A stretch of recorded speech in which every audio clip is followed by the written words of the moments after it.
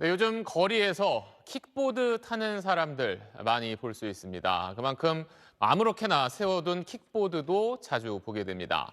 자, 킥보드를 타고 난 뒤에 아무 곳에나 두고 가는 사람들이 늘면서 지난 7월 이후 킥보드 견인 건수가 11,000건을 넘어섰습니다. 자, 그럼 킥보드를 어디에 두고 가나 저희가 조사를 해봤더니 서울 시내, 그것도 주로 지하철역 주변이 많았습니다. 데이터 저널리즘 팀 마부작침 배여운 기자, 유덕기 기자가 이 문제 짚어봤습니다.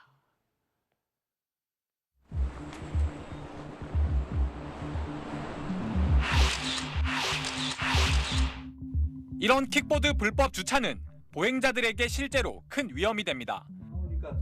취재진이 만난 시각장애인 김모 할아버지는 지난 9월 불법 주차해놓은 전동 킥보드에 걸려 넘어져 무릎을 크게 다쳤습니다. 이 둥근 기둥이 서가 있어요. 그 밑에 키보드를 몇 개 놔뒀는데 옆에 걸려가지고. 현재 일부 지자체에서 차도, 지하철역 출구, 횡단보도 등을 불법 주차 지역으로 규정하고 견인에 나서고 있지만 불법 주차는 여전합니다. SBS 데이터 저널리즘 팀 마부작침이 서울시의 불법 주차 공유 킥보드 견인 데이터를 입수해 실태를 살펴봤습니다. 올해 7월부터 10월 말까지 불법 주차 공유 킥보드 견인 건수는 모두 11,996건, 유독 견인이 많은 곳들, 지하철역 주변이었습니다. 지하철 역사 중심으로부터 반경 300m 내 견인 건수가 전체의 62.8%, 한마디로 지하철역 앞까지 타고 와서 아무데나 세워놓고 간 경우가 많다는 겁니다.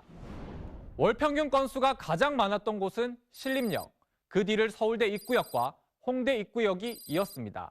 모두 유동인구가 많은 곳입니다.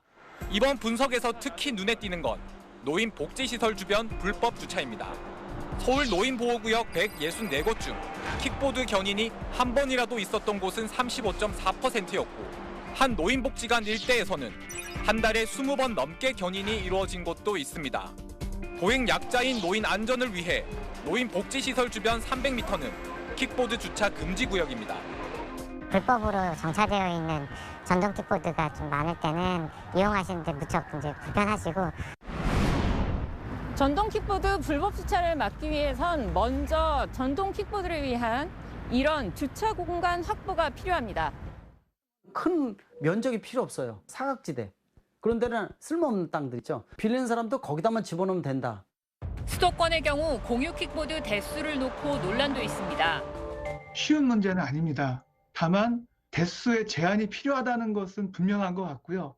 서울시가 다른 대도시에 비해서 많은 것도 맞는 것 같습니다. 실제로 서울 시내 공유 킥보드 대수는 지난 2018년 150대에서 최근 48,000여 대까지 늘었습니다.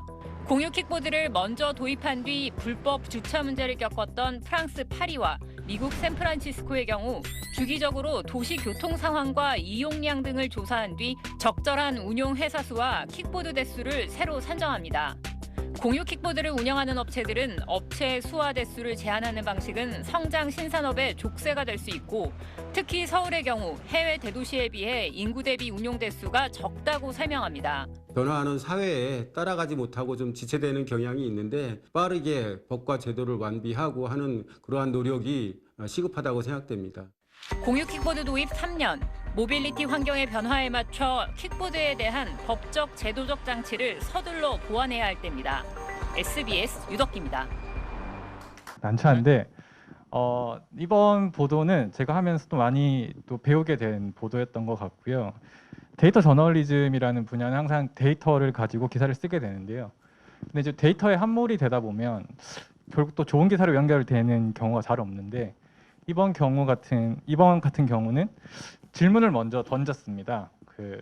이제 전동 킥보드로 이제 대표되는 PM이 과연 PM만의 잘못인가를 한번 꼼꼼하게 데이터로 들여다보자라는 취지로 시작을 하게 됐고요.